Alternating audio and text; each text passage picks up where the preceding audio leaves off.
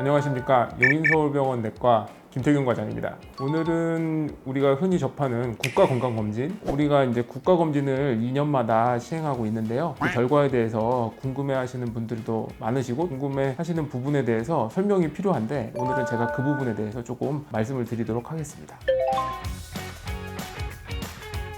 AST, ALT라는 그 수치는 간과 관련이 있는 수치는 맞는데, 꼭 그게 일시적으로 올랐다고 해서 내가 간이 안 좋은 것이다 라고 판단할 수 없고요. 간 세포 자체에서 나오는 효소이기 때문에 그 효소가 혈중에서 관찰이 되는 그 상황을 얘기하는 것입니다. 그래서 이게 급성으로 오른 것인지 아니면 만성적으로 내가 간이 나빠서 그런 것인지는 추가 검사를 해봐야 정확하게 판단을 할 수가 있고요. 우리가 통지표를 받았을 때 수치가 높다 이러면서 괜히 겁먹으실 필요는 없어요. 워낙 우리나라 사람 이제 평균 알코올 섭취량이 높다 보니까 술 이꼬르 간이라고 이제 생각들을 하시는데, 전혀 술을 먹지 않는 사람들의 경우에도 뭐 지방간이라든지 간 쪽에서 많이 대두되고 있는 비알코올성 지방간 질환 이런 것들도 있고, 또 뭐 고지혈증 여러 가지 상황에 노출됐을 때 복합적으로 판단할 필요가 있어요. 그래서 꼭 이것이 술 때문이다라고 얘기하기는 조금 어렵습니다. HDL에 대해서만 말씀드리면, 이것은 이제 고밀도 콜레스테롤의 줄임말인데, 높으면 좋은 건 맞아요. 근데 그렇다고 해서 걔가 무한정 높으면 무조건 좋은 거냐? 그런 건 아니고요.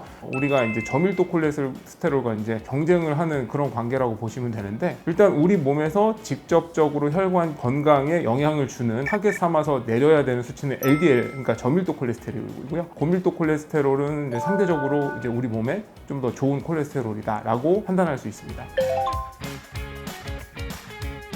우리나라 처방 기준에 따르면 5가지의 위험 요인이 있고요. 그 위험 요인 중에 몇 가지를 만족하느냐에 따라서 각 단계별로 처방 기준이 달라요. 그리고 또 뭐 심혈관 질환이라든지 당뇨 유병기간이라든지 이런 것들 또한 낮춰야 되는 수치, 그 수치값에 따라서 다 달라지기 때문에 그것은 이제 병원에 오셔가지고 내과 선생님과 상의하시면 좋겠죠.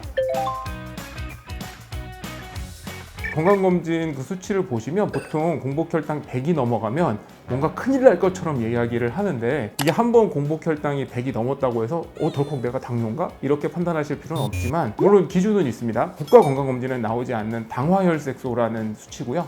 그 당화혈색소는 6.5% 이상이면 당뇨라고 진단을 바로 할 수 있어요. 그리고 공복혈당 기준은 랜덤하게 쟀을 때 200 이상인 경우에 당뇨를 강하게 의심할 수 있다고 할 수 있어서, 공복혈당이 100 초반에서 왔다 갔다 하는 걸 가지고 당뇨인가? 라고 판단하기는 좀 어렵습니다.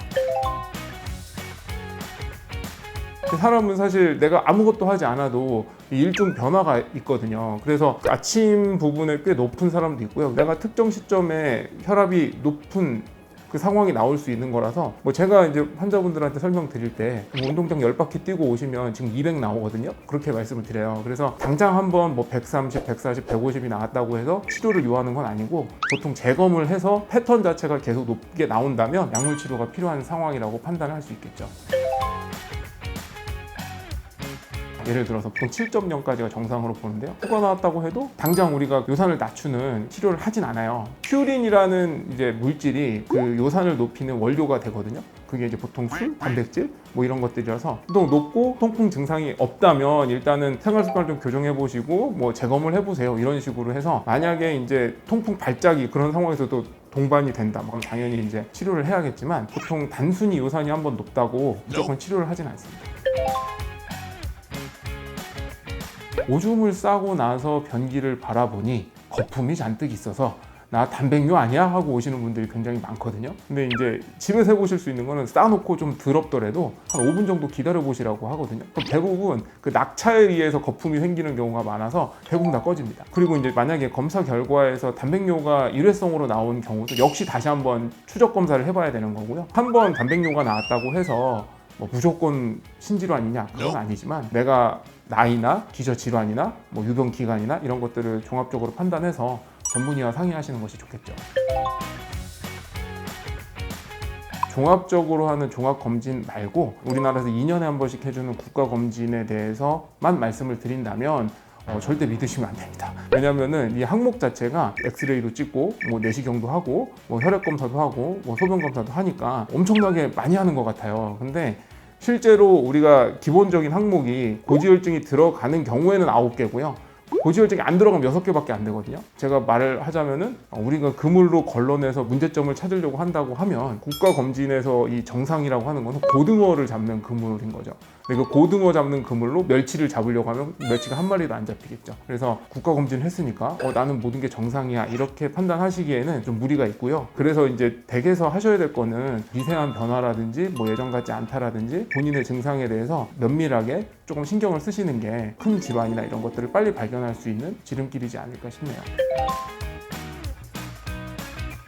혼자 고민하지 마세요 라는 말씀을 드리고 싶어요. 그거를 내가 인터넷에서 찾아보고 유튜브에서 찾아보고 뭐 이런 걸 별걸 다 해봐도 결국에는 해결해 줄 수 있는 거는 전문가의 소견을 듣고 생각하시는 게 제일 빠른 판단법이거든요. 그래서 어떤 결과가 안 좋거나 궁금해 하시거나 내가 좀 부족하다고 느꼈을 때는 근처 병원, 뭐 저희 병원도 마찬가지입니다만 언제든지 오셔서 꼭 상의하시면 좋을 것 같습니다.